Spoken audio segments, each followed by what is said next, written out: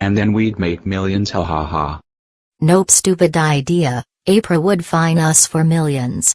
Get out of my office. Kendra, send the next moron, I mean actuary, in.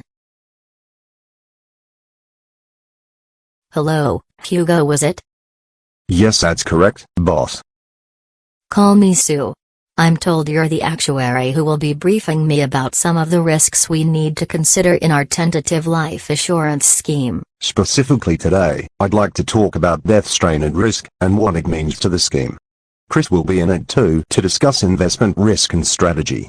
It is fundamentally important as it is the maximum loss we can make if a person or persons die in the next year.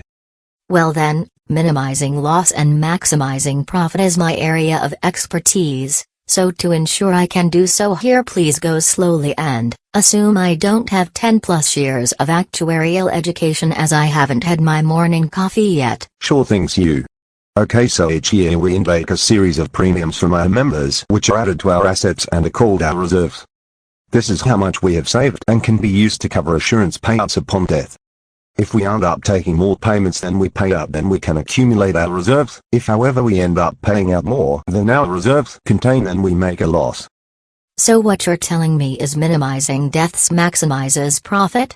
Well, this is too easy. Let's only insure young healthy people with low risk of death. Well, yes, but I'm not here to discuss policy and selection of members. Now then, take a life assurance scheme with one member. If he survives over the course of the year, then the payout is zero, and his premium is added to the reserve. However, if he dies, then the cost to the scheme would be his payout value minus the reserve. This is known as the death strain and risk, DSAR, for short.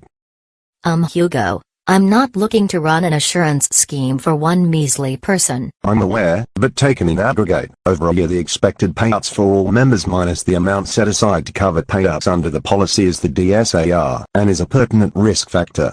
The realization of this over the course of the year is called the actual death strain.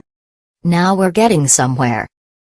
Since I presume we can't foresee what the actual death strain will be in advance, is there some way to predict the likely amount we may have to pay out so that we can then confirm that we are setting suitable premiums for different members? Of course. For that we can calculate the expected death strain and risk for each member, and based on how much that member wants to be assured for, we can calculate the expected amount of risk they hold.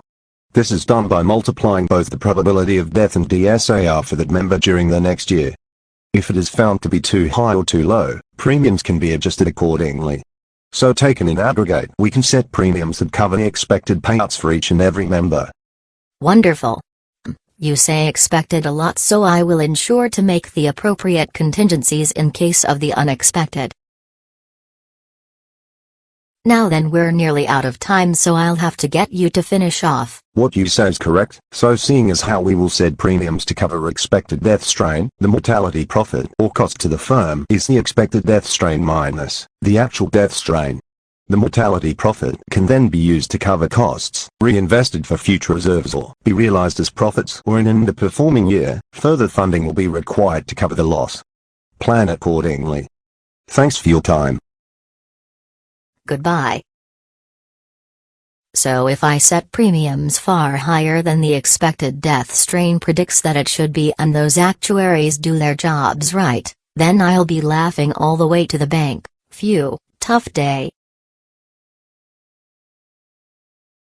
Kendra, put all my meetings on hold and go get my coffee at once.